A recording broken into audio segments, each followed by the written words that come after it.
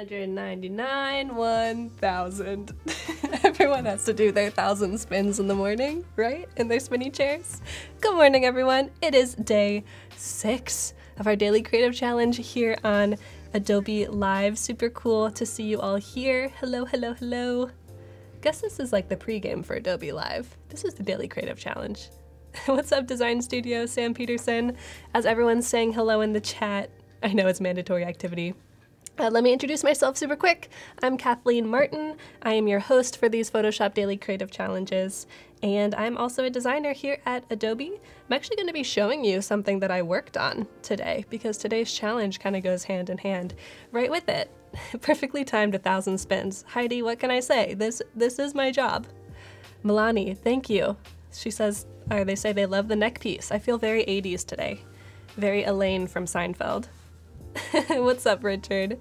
Really good to see you all. So like I said, today is day 6, and if you are just joining for the first time ever, like I said, this is our daily creative challenge for Photoshop with the theme of level up. So by the end of this week, by the end of this 2-week challenge, you will have leveled up your Photoshop skills to maximum level, or at least higher than you were before you started. So we have had 5 challenges before today. We've done layers, blending, type, compositing, mockups, and today we're going to be working with filters, specifically smart filters in Photoshop, which I will explain soon. Oh, thank you, Danilo. Appreciate it. Ashi, yes, we're going to be talking about filters, specifically smart filters using the path blur filter in Photoshop. So we're going to jump into that soon, and our end product, at least mine, is going to be a poster. So if you would like to make your file size poster sized as well, or you can work with whatever you got. I know, Kareem, yes, Seinfeld reference, totally. What's up, Anel? Good morning, everyone. Oh, and thanks, Chad, for being here while you're in Seattle traffic. Appreciate it. So this might be more like a podcast for you. Let me know what you're sipping on this morning. Really appreciate it. Mohammed, can I do all the challenges together and submit them? Totally, yeah, you definitely should. So we're gonna be uploading our finished piece to Behance at the end of the stream. I'll show you how to do that. And best case scenario, you have all of your challenges in one Behance project. So you have a nice portfolio piece. Keita Jones says, way better than Instagram filters. Smart filters in Photoshop are way better. I agree. If you want to join us outside of the live stream, there's a couple of ways for you to do that. One way that I really love is that you can join us on Discord. It's a chat client, it's a community, it has dark UI, which is awesome. So come here, share your work when you're working on it before you post it on Behance in the design feedback channel. You can post an introduction and introductions, ask questions, learn some tips and tricks in this channel. And Tim has been posting some really amazing tutorials in here. These are just mini pieces of gold. I really love them. I need to work through them and see what you're sharing. Jonah's in here, what's up? And after the stream at 11 a.m. Pacific time, so 2 hours after the stream, if you share your work in design feedback in those 2 hours, at 11 I'm going to be going live in the voice channel and giving some live feedback for as many posts as I can in design feedback. So you could be working on today's challenge, post that in there, and then hopefully you can get some feedback at 11. Keita says, does Tim ever sleep? Nope, because he's playing Factorio.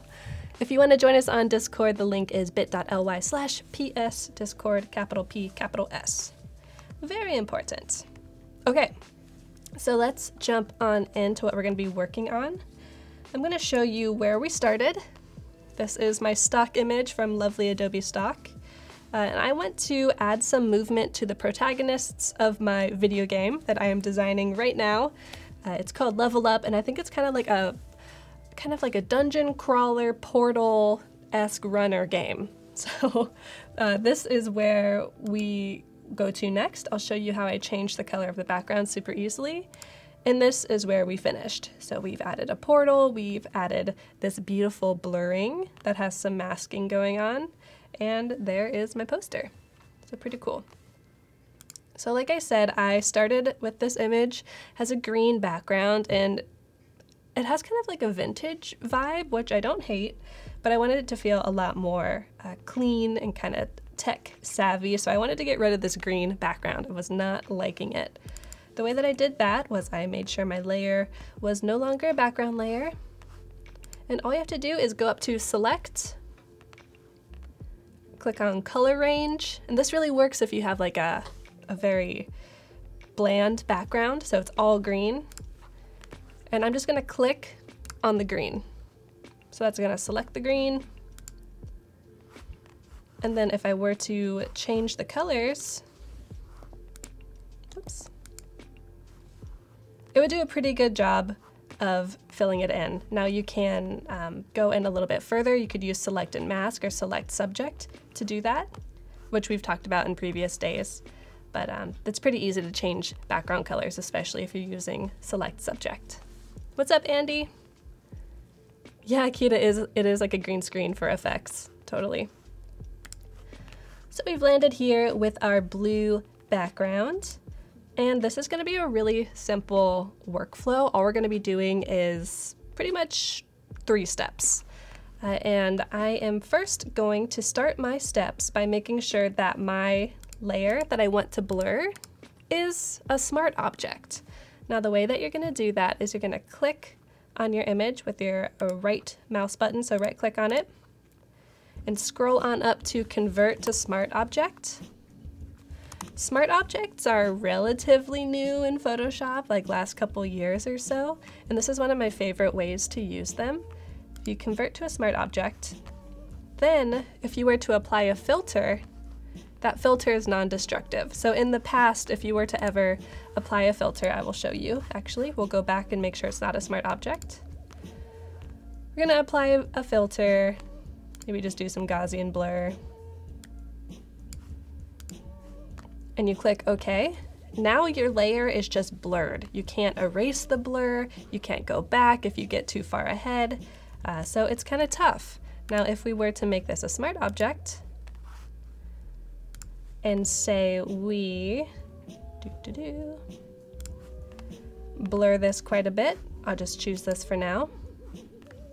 It's thinking, it's thinking.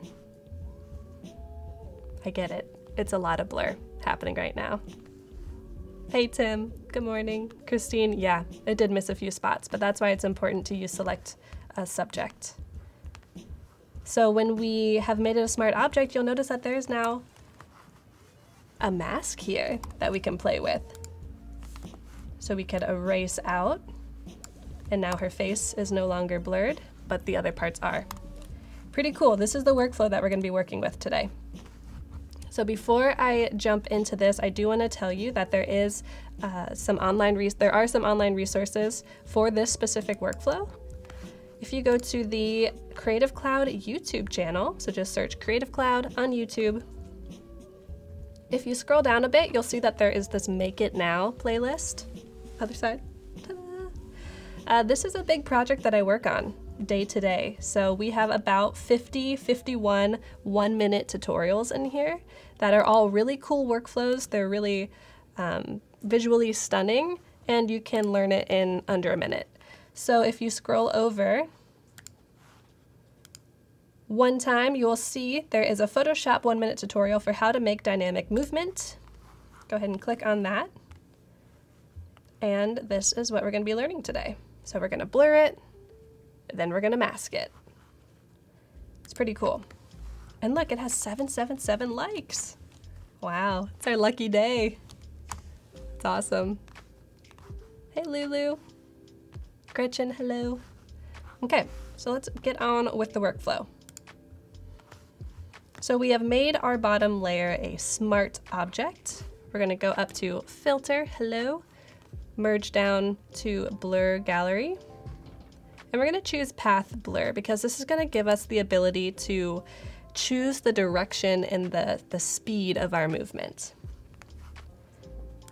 You might notice that this looks a little familiar. This kind of looks like a vector or a path made with the pen tool. It's pretty fun to play with.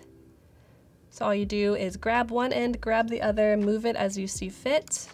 I have a little sketch over here that kind of tells me this is how you made that effect happen. So I'm just looking at it.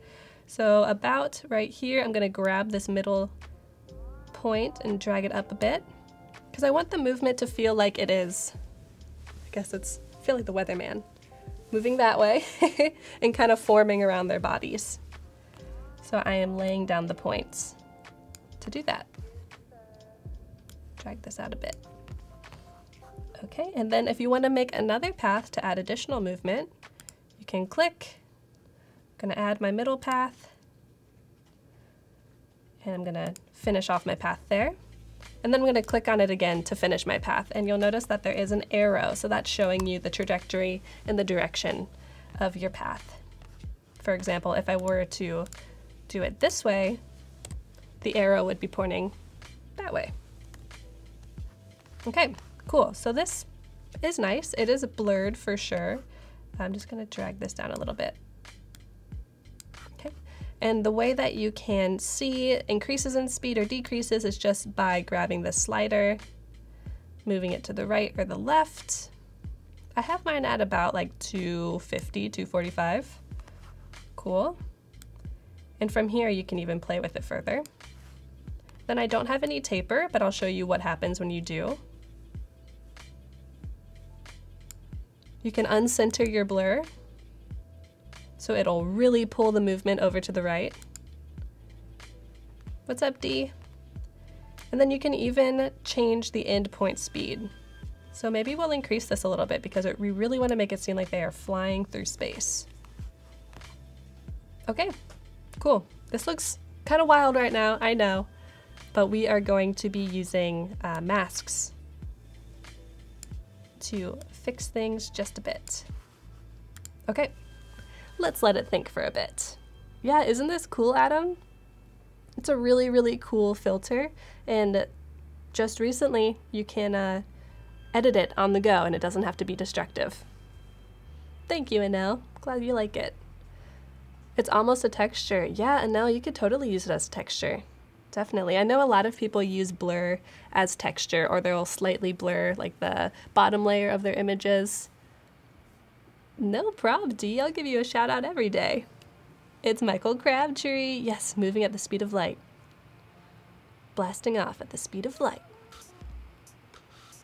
Kita says, I would totally do a Johnny Cage shadow kick Mortal Kombat effect. Yes, totally. So like we said earlier, this theme for this challenge is level up, so we're kind of focusing on sci-fi, video games, all kinds of good stuff. So if you want to be designing for an actual video game, feel free, try your hand.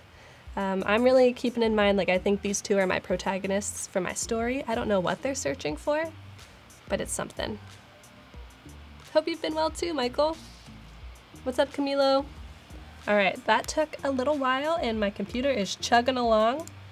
So I'm going to get this masked out. I'm gonna click down here into my mask that was created because we converted our image to a smart object. So click onto here, and like we've learned in previous days, we can use black and white to paint or erase from the mask. So if I have black selected, that's gonna reveal our original image. So you'll notice I have black over here selected. And in my brush options, I'm making sure that my hardness is turned all the way down to soft. I want it to be pretty softly edged. And then my opacity is also going to be turned down just a bit for my first pass. And since I'm using a mouse, this is a little bit tedious or difficult. If you're using a tablet, it can be really easy and quick. So I'm just going to click, and all I want to do is remove the blur from the left side of them.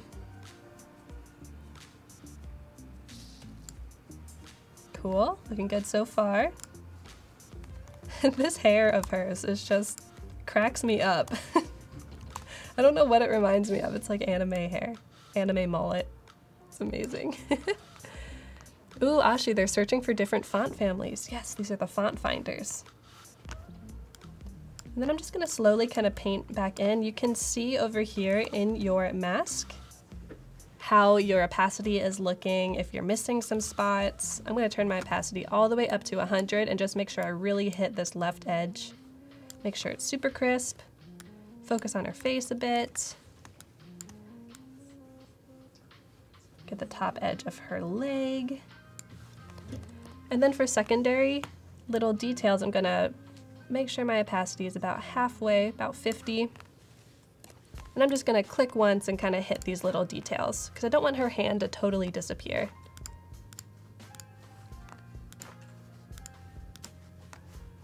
Okay, and then you can turn down your opacity even more and then do kind of tertiary detail work. So maybe this blur over here is just looking a little too wild.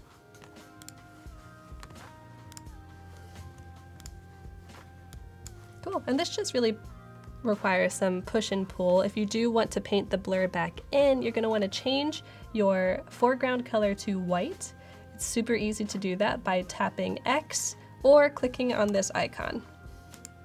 That will switch your colors. So if I wanted to paint the blur back in, I could do so now.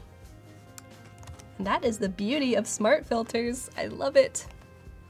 It would be cool to keep the blur on the right edges of him. Okay, cool. Let's see if I can make that work in just a few quick strokes. I'm gonna turn the opacity down. I don't want it to interfere with her face at all. Oops.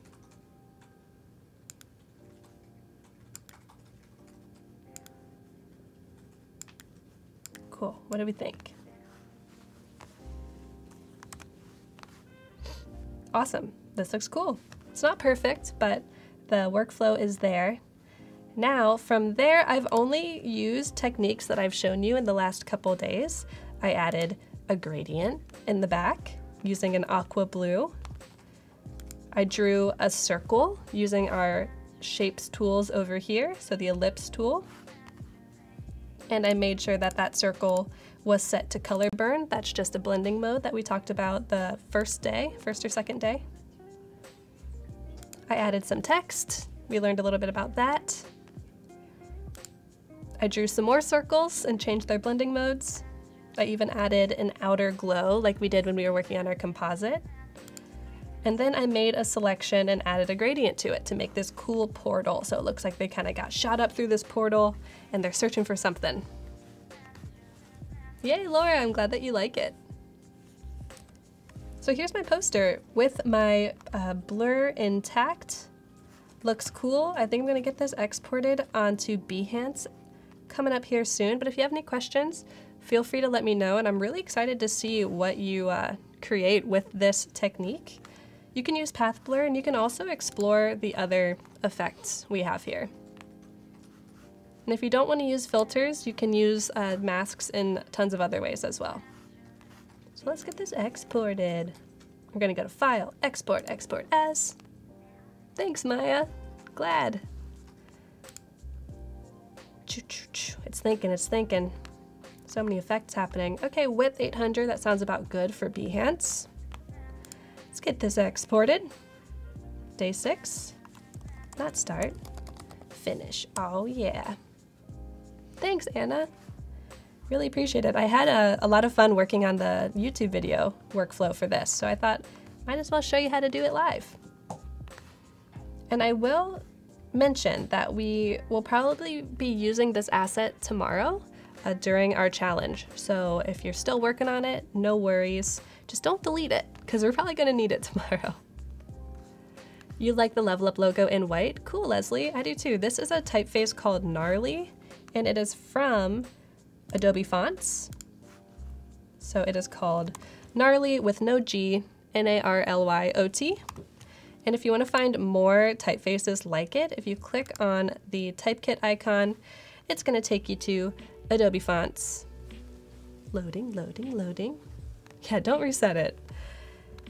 And if you go up to Font Packs here at the top, scroll on down to the fonts on a half pipe. Is that like turtles on the half shell? That's what it reminds me of. You can find Gnarly Light, Gnarly Inline, all kinds of other cool gnarly typefaces. Or you can explore all of the other font packs as well. These are included for free. If you have a CC subscription, all you have to do is click Activate Fonts and they will appear in your Photoshop, as well as your Illustrator and all the good CC apps. Tubular dude, totally. Hey Daniel, how are ya? All right, so we have our work exported. Let's get it onto our profiles. Here we are. Oh, Behance. You done did it. You done logged me out. Dang it. Maybe we can go to the Discord link background so people can know how to join Discord while I log into Behance. Perfect. All right. This hasn't done it for the last like 3 days. We were on a roll. We were doing a good thing. Magic. All fonts are free. Adrian, yes, if you have a CC subscription, you have access to thousands of fonts on Adobe Fonts. It's really, really cool. All right, we back. It's okay, Behance, I forgive you and I love you very much. We're gonna edit this. This should be old hat by now, people. We're gonna be editing our profiles, our projects. Let's insert our media. Go to day 6. Click through all the files. Upload it on up. Day 6. Path, blur, poster. And then one more reminder that in your settings, if you click on discoverability in your keywords, make sure PS Daily Challenge is chosen because that is how we are going to be looking up your work and that's how you can look at other people's work. Let's save it. Go to my profile and take a peek. Christine, believe me, I did. Sometimes it just likes to boot me out, keep me on my toes a little bit. Cool. There it is. Like I said, tomorrow we're going to be doing something similar. So keep your assets around. And then for the last couple minutes, I do want to just take a peek at some of your entries that you have been uploading. A lot of you have been uploading your work to the design feedback channel on Discord first to get critique, and that only makes your work stronger, and then you're uploading it onto Behance, which is awesome. So let's see, we have Jonah's right here. Jonah is a Discord superstar. Super helpful. He even made this Twitter wireframe layout for people to use. So if you want to download that, you can find that in the Discord server. So this is his mock-up, and some of the critique that we gave him yesterday was that the profile image that he had previously was too similar to the background. So he changed it, he turned the B into white, and he cropped the mountains out a little bit, so nicely done. We'll give that a nice appreciation. I also just want to take a scroll down memory lane. Check out all of these amazing submissions. Super cool. I want to check out this. I don't think I've seen this before. This is by Nahid. And this is the Level Up logo. Wow, really cool. So the technique that I showed when we worked on our logos was to make like a glitch effect, but Nahid has worked on their own effect, kind of making a glowing, almost neon sign with what looks like some vector clouds and a photographic background. Very cool. The only thing I see is that I feel like these shadows at the bottom here and maybe on the, I think that's the bowl of the P, seem a little bit dark and desaturated where everything else has this nice bluish purplish cast. So even if these shadows were more blue or more purple, that might be perfect. Really nicely done. Like I mentioned earlier, I am going to be on Discord giving live feedback at 11, so in about 2 hours. So from 9 to 11, if you post your work in the design feedback channel on Discord, I will show you one more again. If you click in here, upload your work that you're working on for feedback in the next 2 hours. I'm then gonna hop into this voice channel. All you have to do is click on the voice channel at 11 and you will be connected. And you can hear me giving vocal feedback for as many projects as I can possibly get through in about 15-20 minutes. So please join me for that. I'll also ping you all in the announcements channel to let you know that that's gonna happen. Let's check out this one. This is by Sandra. I don't think I've seen Sandra's name. Oh, nice. Got a little Mario in space. True Mario Odyssey. I love it. So this is from day 1. We were working on our VR game night invitations. And you used compositing, you used type, you used effects. That's amazing. I'm impressed. You used future challenges that you didn't even know existed yet. The postcard from the future. Awesome. And then the glitch effect, cool. So Sandra has a couple more projects to get up there to be caught up. But you totally have time, Sandra. I believe in you. All right, y'all, so I'm gonna be hopping off here in just a couple moments, but I do wanna let you know that today starts XD week for Adobe Live. So we have our schedule, I believe. Yes, this week on Adobe Live. I'll take you through it really quickly. First off, we have Jesse coming up with Kevin Lee. It's gonna be amazing. And then Anna with Gus coming up after that. And then Brent hosted again. Oh, this will just be Kevin Lee, I think, designing and hosting. So that's gonna be amazing. Make sure you stick around. If you've ever been interested in screen design or web or UI UX design in general, go ahead and download XD, try it out, and join us for the live streams. It's gonna be amazing. All right, y'all, I'm out of here. I will see you tomorrow morning, bright and early, and at 11 for some feedback on Discord. Take care. Bye.